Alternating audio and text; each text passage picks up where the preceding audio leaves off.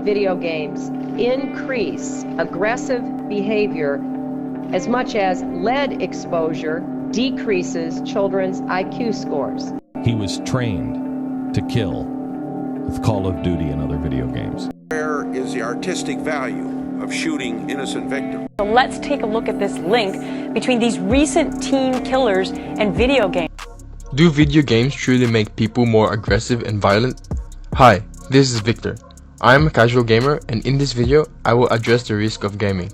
Since I'm a gamer myself, I hear this question a lot. And I was curious to see if video games do cause people to become violent and bring trouble to other people. So I did a bit of research. I conducted 3 research to study the relationship between playing graphic video games and actual aggressive crimes. These studies use different methods of research and different data sources.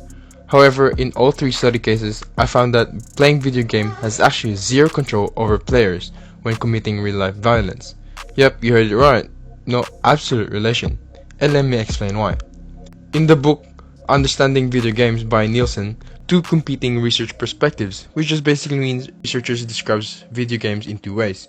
It's either from the active user perspective or from the active media perspective. The user perspective emphasizes on the fact that games will be interpreted differently by different players. Thus, from this point, real-life violence done by players becomes a choice rather than an effect. In contrary, media perspective forces the idea that real-life violence is an effect of violent games.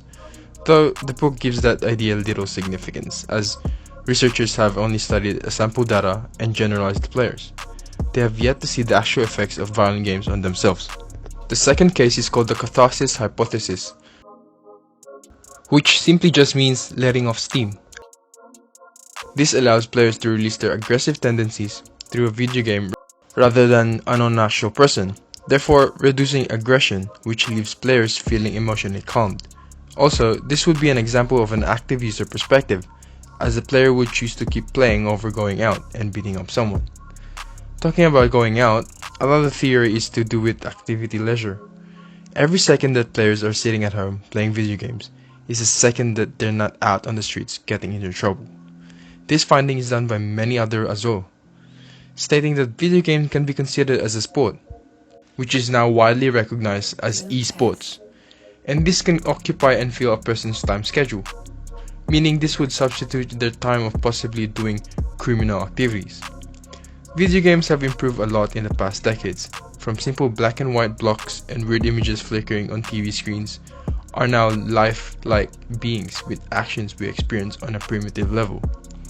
Games now have great storylines and evoke emotional feelings, similar to reading a book. Video games are perhaps the fastest developing form of artistic expression ever devised.